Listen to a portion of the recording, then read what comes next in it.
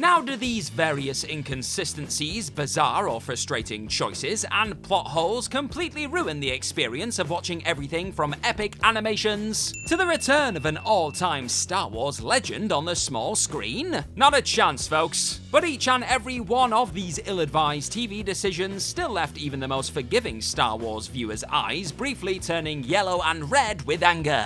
Or at the very least, it made them roll. So I'm Gareth, this is What Culture Star Wars, and here are the 10 dumbest things about Star Wars TV shows. Number 10, leaving the main character on the sidelines so much, The Book of Boba Fett. The moment easily the most adored bounty hunter in the history of this franchise officially returned to Star Wars on screen in The Mandalorian's second season. Viewers were crossing their fingers that a long-awaited solo Boba Fett story would soon be very much on its way too. A surprise spin-off was then finally made official during the finale of that aforementioned Mando season. But rather than a hugely satisfying 7 episodes which strictly kept the spotlight on Boba and his new role as the daimyo of Mos Espa, the minds behind this Book of Boba Fett had other ideas. After initially revealing precisely how the iconic sharpshooter had survived his Sarlacc fall in Episode 6 Return of the Jedi, and what he'd been up to in the time before showing up in The Mandalorian, being eventually taken in by a Tusken Raider tribe after being captured by them, a few surprise appearances annoyingly took the attention away from the apparent star of the show. Mando's reunion with Grogu, the surprise returns of Luke Skywalker and Ahsoka Tano, and the fact Fett actually disappeared for bafflingly long spells in the latter episodes,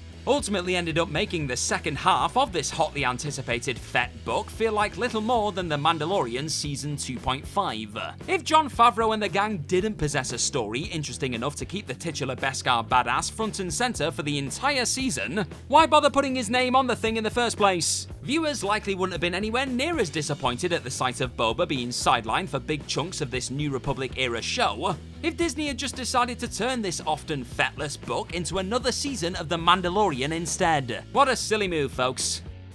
Number 9, not making Grievous feel like a proper threat, Star Wars The Clone Wars. The magnificent animated ride that is Star Wars The Clone Wars brilliantly fleshed out a ton of the galaxy's most underutilized figures, making the likes of Maul, Plo Koon, and many of the clones seen fighting for the Republic far more compelling in the process. However, the same could not be said for one of the most wasted characters of the entire Skywalker saga. Instead of really taking the time to make the cyborg Jedi-killing General Grievous feel like more of a force of nature than he ultimately did in Episode 3 Revenge of the Sith, George Lucas, Dave Filoni, and the rest of the minds behind the animated series continued to depict the Separatist commanding officer as a not exactly unstoppable foe. Even Jar Jar Binks and the Gungans kicked his metal ass at one point. It's difficult to understand why anyone would feel that foolishly moving away from the captivating, ruthless Jedi-murdering menace first seen in the 2003 Clone Wars series, and heading in a more generic, cartoonish side villain direction was the more interesting way to go with the Kaleesh Warlord. But perhaps even more frustrating is the fact that the recent Tales of the Empire series once again highlighted how savage and terrifying the Night Sister slaughtering general could have always been,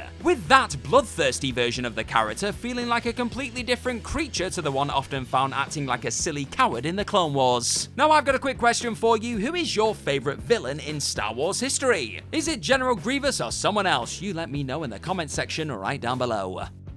Number 8, nobody spotting Obi-Wan sneaking Leia out, Obi-Wan Kenobi.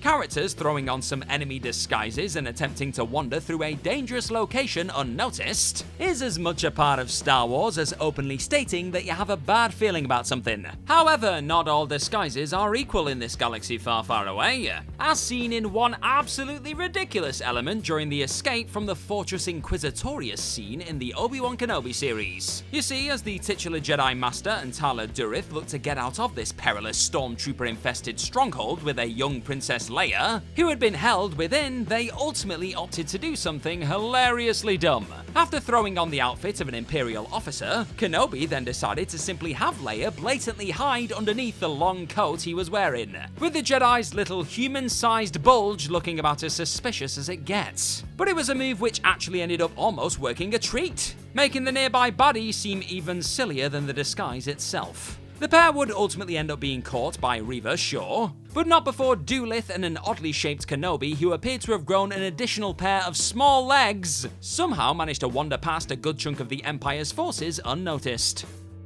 Number 7, Beskar can't be used for weapons, right? The Book of Boba Fett / The Mandalorian.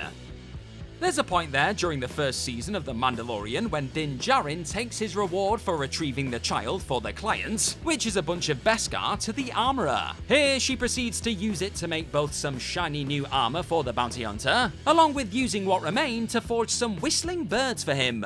These were tiny guided missiles used to take out multiple enemies nearby. A weapon, in other words. Which is what makes the armorer's words later down the line in the Book of Boba Fett series seem a little odd, and that's putting it kindly. During that spin-off Mandalorian Season 2.5 section, this Children of the Watch member lets Mando know that Mandalorian steel is meant for armor and not weapons, and his Beskar spear's very existence was a threat to all Mandalorians. The spear's head would then be forged into armor for little Grogu. But despite that being all kinds of adorable, it still didn't really make much sense. If Beskar should only ever be used to create armor for the warriors, then why was it fine to use it when crafting things like dangerous whistling bird missiles that could just as easily be used against a Mandalorian? Seems like she's just making it up as she goes along, really. Number 6, Din Djarin opting for an N1 Starfighter, the Book of Boba Fett. When it comes to effortlessly cool modes of transport, they don't come much better than the Naboo N1 Starfighter in this galaxy far, far away. And while it was obviously a blast getting to watch Din Djarin fly through the Tatooine desert in this magnificent piece of prequels nostalgia, his decision to then use this as his new starship after his Razor Crest vessel was destroyed can only be described as dumb. Sure, the Starfighter could move and would definitely come in handy when taking on other enemy fighters, but it was also incredibly impractical for a bounty hunter traveling this galaxy. For example, how is he able to get a good night's sleep crammed into that tiny thing? Where would he put his many weapons and bounties? And what happens if Grogu suddenly decides to smash a few buttons while stuffed inside their little vehicle? In all honesty, this ship wasn't chosen by the show's creators because it was suitable for long, tough spells traveling through space. It was picked because they knew it would pop many a prequel fan. And they were right, but it was still a silly choice for a bounty hunter's ride. Cheers for checking out this video today, folks. Now hit that subscribe button down below for more of this What Culture Star Wars stuff in your corner of the galaxy. Number 5, Overusing the Volume, various Star Wars shows.